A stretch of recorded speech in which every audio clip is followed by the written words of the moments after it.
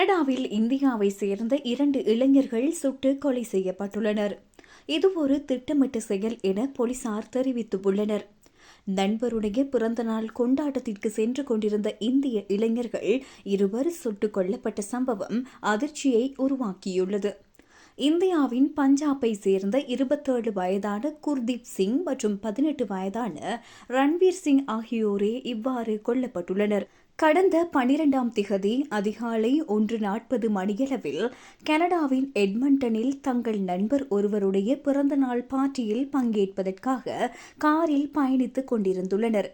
இந்நிலையில் தென்கிழக்கு எட்மண்டனில் துப்பாக்கிச் சூடு நடப்பதாக போலீசாருக்கு தகவல் கிடைத்துள்ளது.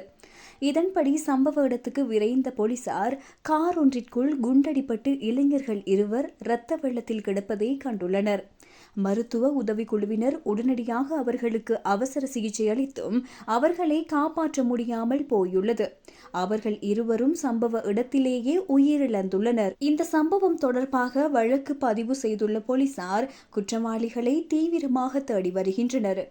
கடந்த வியாழக்கிழமை பிற்பகல் 2 மணி முதல் வெள்ளிக்கிழமை அதிகாலை 2:30 மணி வரை சுற்றியுள்ள பகுதிகளில் இருந்து டேஷ் கேம் அல்லது சிசிடிவி காட்சிகளை கொண்ட எவரையும் 7804234567 அல்லது 180022228477 என்ற எண்ணில் தங்களை தொடர்பு கொள்ளுமாறு அதிகாரிகள் கேட்டுக் கொண்டுள்ளனர்.